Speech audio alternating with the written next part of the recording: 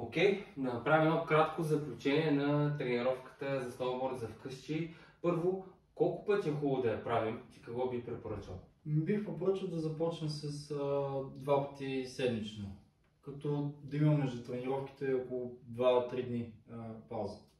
Добре, имайте предвид, че провеждането на една такава тренировка ще ви отнеме между 1 час и час и половина. Като разбира се, в начало ще ви отнеме повече време за да я изпълните, защото ще сте повече фокусирани върху техниката, върху така правилното изпълнение, но след като веднъж свикнете, още повече, когато започнете малко да намаляте времето за почивка, смея да твърдя, че за час или малко повече от час може да се изпълни. Да, може да се свали под час преспокойно, като това свалянето под час вече се получава успоредно с развитието на силата ви издържливост. Добре, при всички положения е много важно да сме подготвени. Още веднъж ние го казахме в рамките на различните комплекси, но какво ни дават тези упражнения, ако да кажем 2 пъти го правим седмично? Ти каза всъщност, че веднъж е абсолютният минимум. Да, веднъж бих казал, че е минимум за хора, на които търсят някакво развитие в спортното си представяне. Вече 2 до 3 пъти мисля, така доста по-добре за хора, които искат вече да увеличават нивото си.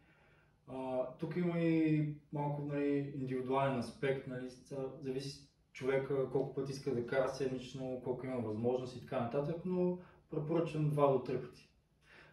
Добре, какво реално печелим с тези тренировки, с какво ще ни помогне? Споменахме превенция от травми, повече ефективност докато караме. Повече ефективност, по-бързо навлизане в кондицията, в която сме били края на предишния сезон, понеже вече след като сме карали цял сезон, вече накрая няма това чувство на умора, не мислим толкова за физическата болка, а по-скоро се наслаждаваме на самото каране. Идеята е да по-бързо да влезем във форма и това да ни е лимитиращ фактор физическата подготовка, за да можем спокойно да усъвършенстваме вече техниката си на каране, която ще усъвършенстваме с колегите. Добре, сега ние ще запишем подобни видеа и за упражнения, които може да изпълнявате в фитнес зала или въобще в някаква тренировъчна зала. Те са до голяма степен подобни на това, което видяхте тук, но имат някои подобрения. Разбира се, в една така тренировъчна зала имаме различни уреди, способи, които може да ни помогнат да изпълняваме упражненията по-ефективно. Всъщност, какво имаме в фитнес зала, който тук обикновено вкъщи ни липсва? Обикновено в фитнес залите, в повечето зали, може да използваме разни кутии, степери с различна височина, което би ни помогнало за вече по-специфични упражнения за сноуборда, разни приземявания от кутия, отскачане. Имаме тежести, с които може да прогресираме чисто като силов компонент. Примерно на китайското столче, да на китайското столче, разни клепове за напади и така нататък. Понеже в един момент тази тренировка ще ни стане доста лесно, ако я правим няколко месеца и трябва в един момент да прогресираме. Вече там може да използваме различни скрипци, с които да тренираме разна ротация от торса, която вече в по-напредно етап от развитието ни в сноуборда е важна. Някои трикове за обща стабилизация. Така че има доста на къде да се развива вече в зала. Добре, там всъщност едно от упражнения, което ти си ми давал, е така медицинска топка. Да, медицинска топка. Тук тренираме ротацията, прехвърляне, която е много важна част от карането на сноуборд. Като тази медицинска топка има приспособления в къщи от сорта на разни ластици, които може също да използваме, но вече човекът ще прецени в зависимост от нивото си. Ако иска да прогресира, може и да използва и зала в един момент.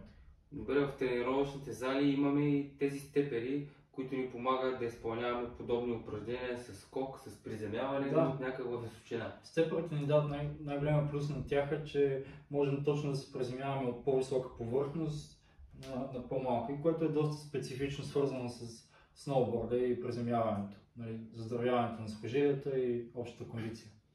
Добре, така че с 2 думи, отиването в тренировъчната зала е една прогресия, да я наречем, тренировката, която току-що ви показахме. Така че При всички положения, първо, ако не сте свикнали да ходите в тренировъчна зала или ако не сте толкова добра физическа форма, започнете с тази тренировка. Не бързайте с другите неща. Също важи между другото и ако сте по-фит, но пък нямате толкова време да ходите на фитнес, нали, не подценявайте дори това, което видяхте тук. Упражненията изглежда сравнително лесно в изпълнение на Алекс, но когато ги правите по 10-15 повторения, в комбинация две упражнения едно след друго, наистина казвам от личен опит, че тренировката си е доста изморителна и дава доста добри резултати. Така че дори да сте фит, не подценявайте това, което ви показахме сега за тренировка в къщи. Разбира се, след няколко седмици или ако сте по-подготвени, можете да отидете директно с малко да ги наречем, по-хард упражненията в тренировъчната зала, които предстоим да ви покажем. Това беше, много ти благодаря, брат. Така че надявам се да е било полезно и очаквайте видеото ни за тренировката в зала.